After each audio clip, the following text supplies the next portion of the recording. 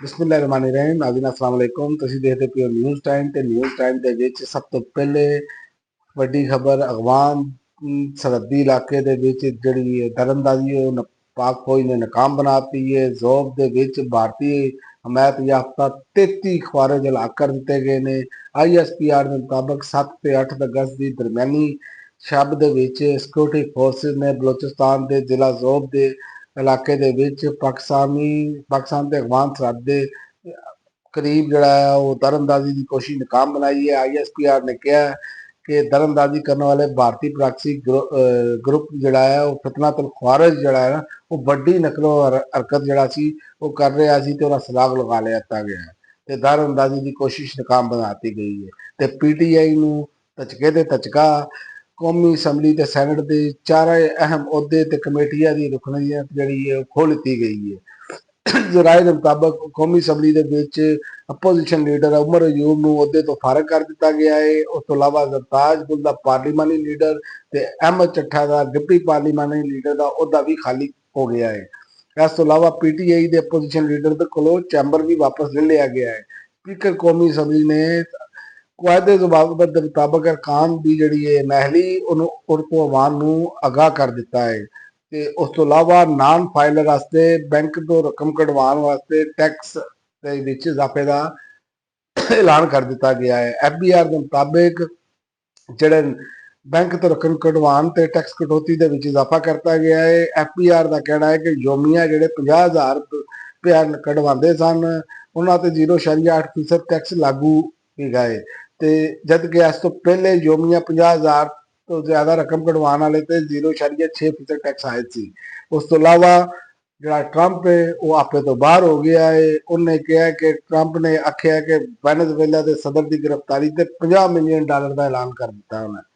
आलमी खबर अदारे के मुताबिक अमरीका ने यह कहा है कि वेनेजुएला के सदर की गिरफ्तारी मदद देने वाले $50 मिलियन का इनाम दिता जाएगा। अमरीकी अटारनी जनरल ने आख्या है कि वेनेजुएला के सदर की गिरफ्तारी से पहले जी इनामी रकम सी $25 मिलियन सी ते हुण दुगना कर दी गई है। तो दूसरा ट्रंप ने भारत के नाल डील तो सीधा ही इनकार कर दिता है। अमरीकी सदर ट्रंप ने आख्या है कि भारत के नाल किसी किस्म का कोई तजारती मुज़ाकरात नहीं होणगे। आलमी खबर अदारे ने दसिया है कि अमरीकी सदर ने साथियों नाल गुफ्तगू करते कहा है कि जदों तक टैरिफ का मामला तय नहीं पाता भारत के नाल किसी किस्म की तजारत पेशरफ्त नहीं हो सकती। ते बरतानिया दे विच एक वड्डेपन का मुजाहरा बरतानवी वजीर ने अपने घर का किराया हद तो ज्यादा वधन नाल जड़ा है वो मुस्ताफी हो गई है। बरतानवी वजीर जड़ी है बराए घर बेघर अफराद रोशन आरा ने अपनी जाती मकान का किराया जड़ा सी 700 पाउंड महाना बड़ा वधान ते होने वाली तनकीद ते इस्तीफा दे दिता है। बरतानवी मीडिया ने कहा है कि वजीर आजम हाउस 10 डाउनिंग स्ट्रीट तो बयान ਦੇ ਵਿੱਚ ਤਸਦੀਕ ਕੀਤੀ ਗਈ ਹੈ। ਖਤੂਨ ਵਜ਼ੀਰ ਦਾ ਅਸਤੀਫਾ ਉਹਨਾਂ ਦੀ ਇੱਕ ਜ਼ਾਤੀ ਪ੍ਰਾਪਰਟੀ ਦੇ ਹਵਾਲੇ ਦੇ ਤਨਾਜ਼ਰ ਵਿੱਚ ਸਾਹਮਣੇ ਆਇਆ ਹੈ ਤੇ ਇਸ ਤੋਂ ਇਲਾਵਾ ਨੇਤਨਯਾਹੂ ਦੇ ਜਿਹੜੇ ਨੇ ਉਹ ਜਿਹਨੂੰ ਕਹਿ ਸਕਦੇ ਹੋ ਤੁਸੀਂ ਕਿ ਗੰਦੇ ਤੇ ਘਿਨੌਣੇ ਇਲਜ਼ਾਮ ਜਿਹੜੇ ਨੇ ਉਹ ਸਾਹਮਣੇ ਆ ਰਹੇ ਨੇ। ਨੇਤਨਯਾਹੂ ਦਾ ਗਜ਼ਾ ਤੇ ਮੁਕੰਮਲ ਫੌਜੀ ਕਬਜ਼ੇ ਦਾ ਮਨਸੂਬਾ ਜਿਹਦੀ ਮੁਖਾਲਫਤ ਇਸਰਾਈਲੀ ਆਰਮੀ ਚੀਫ ਤੇ ਅਪੋਜੀਸ਼ਨ ਲੀਡਰ ਨੇ ਵੀ ਕਰ ਦਿੱਤੀ ਹੈ। इसराइली कब्जे के मनसूबे के उत्ते इसराइली फौज ते अपोजिशन ते अक़वाम मुत्तहिदा ते बरतानिया ते आस्ट्रेलिया समेत कई मुल्कों ने शदीद अफजात का इजहार किया है लेकिन इसराइल की हटदर्मी खत्म नहीं हो रही।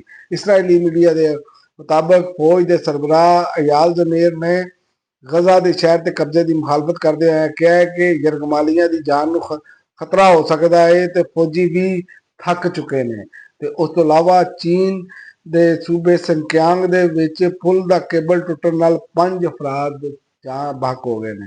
ਚੀਨ ਦੇ ਸ਼ਮਾਲੀ ਮਗਰਬੀ ਇਲਾਕੇ ਸੰਕਿਆਂਗ ਦੇ ਵਿੱਚ ਇੱਕ ਪੁਲ ਦੇ ਕੇਬਲ ਟੁੱਟਣ ਨਾਲ 5 ਅਫਰਾਦ ਹਲਾਕ ਹੋ ਗਏ ਨੇ ਤੇ 24 ਜ਼ਖਮੀ ਹੋ ਗਏ ਨੇ। ਤੇ ਸਰਕਾਰੀ ਖਬਰ ਅਦਾਰੇ ਦੇ ਮੁਤਾਬਕ ਹਾਦਸੇ ਤੋਂ ਬਾਅਦ ਸਿਆਤੀ ਮੁਕਾਮ ਨੂੰ ਮੁਕੰਮਲ ਬੰਦ ਕਰ ਦਿੱਤਾ ਗਿਆ ਹੈ ਤੇ ਤਹਿਕੀਕਾਤ ਦੀ ਜਿਹੜੀ ਕਾਰਵਾਈ ਹੈ ਸ਼ੁਰੂ ਕਰ ਦਿੱਤੀ ਗਈ ਹੈ। ਹੁਣ ਤੱਕ ਲਈ ਨਾਜ਼ਰੀਨ ਹੈ ਨਾ, ਅਗਲੀ ਵੀਡੀਓ ਤੱਕ ਇਜਾਜ਼ਤ ਦਿਓ। ਅੱਲਾਹ ਹਾਫਿਜ਼।